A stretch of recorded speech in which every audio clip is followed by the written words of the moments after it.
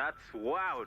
How do I get it? Just go to your nearest branch, call 3334 or apply at expresscredit.co.zm.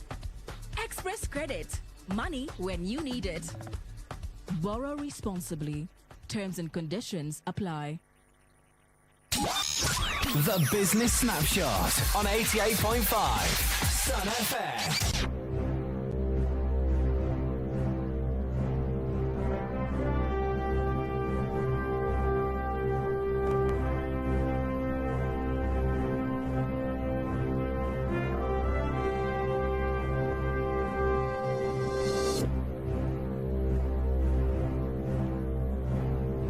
We take a look at our current exchange rates. The United States dollar is buying at 23 kwacha 96 ngwe and selling at 24 kwacha 14 ngwe. The Great British Pound is buying at 32 kwacha 81 ngwe and selling at 32 kwacha 89 ngwe. The euro is buying at 28 kwacha 19 ngwe and selling at 28 kwacha 26 ngwe. The South African rand is buying at 1 kwacha 35 ngwe and selling at 1 kwacha 36 ngwe. We take a look at some of the stories that are making headlines in the world of business on the local and international market. Now, starting it off strong, we see how the World Bank country manager, for Zambia, Dr. Akim Folk, says the country's economic outlook is improving with robust momentum in the mining sector, a rebound in agriculture, among others. Speaking during the launch of the Zambia Economic Update, Dr. Folk, however, noted the significant risks posed due to lower global growth, uncertainties in trade policies, and climatic events.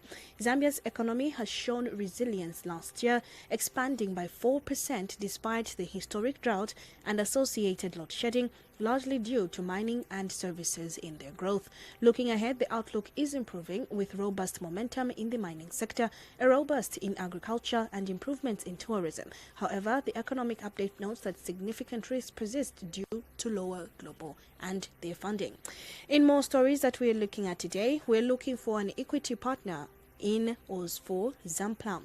Commerce, Trade and Industry Minister Chipoka Mulenga has actually said that government is looking for an equity partner for Zampam oil plantation in Kachiria district. Speaking after he toured Tazama Pipeline Kalonja pump station in the area, Mulenga said the Industrial Development Corporation was in talks with two potential investors who had expressed interest.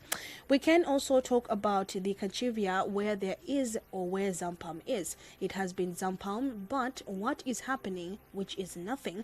So we are trying to see if we can find an equity partner. Right now, IDC is in talks with two people who have expressed interest, but our vision is to see that they don't just move with the plan and redefine it somewhere else. They should refine it right here in their local district. We take a look at some international stories and on the market, and it seems like Donald Trump is still on fights with the tariffs, as we're seeing how he's threatening Japan with a tariff of up to 35% as deadline blooms. Tariff has continued with the last month, and now Trump has also continued to cast doubt in and that a trade agreement that can be reached with Tokyo. U.S. President Donald Trump has threatened to impose a 30% or 35% tariff on Japan if a deal between the two countries is not reached before a deadline next week. That would be well above the 24% tariff Japan was hit with as part of the Trump's so-called Liberation Day on 2nd April, as he announced the steep import duties on countries around the world.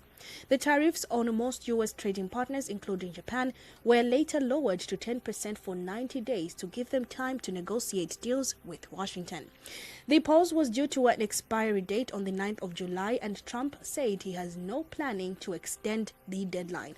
Trump has also continued to cast doubt on an agreement which could be reached in Tokyo. And we've dealt with Japan. I'm not sure we're going to make a deal, and I doubt it, he told reporters aboard the Air Force One on Tuesday. Japan declined to commit on Trump's threat on hike tariffs, but during a news conference on Wednesday, we are aware of what President Trump said, and we don't want to comment on every remark made by the U.S. government officials. Now, like many other countries, most of Japan's exports to the U.S. currently face a 10% levy. There is also a 25% import tax on Japanese vehicles and its parts, while steel and aluminium are being subjected to a 50% tariff. On Tuesday, Japan's Chief Cabinet Secretary Yoshima Yoshima Hayashi he said that we will not make any concessions that could hurt the country's farmers and to strike an agreement with Washington just because Donald Trump said so. Well, we do hope that this is still in talks and they do get an agreement before the 9th of July, because it looks like Donald Trump is not changing his mind on these tariffs. Well, these are some of the stories that we had today on the Business Snapshot. The press review is coming up at exactly 13:30. Stay tuned.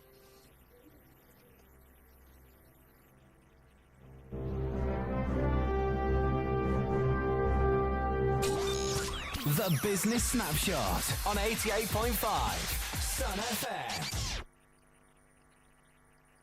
Your finest radio station is responsible for the dawn of a new era in Zambian broadcasting. Capturing your favorite sounds on radio.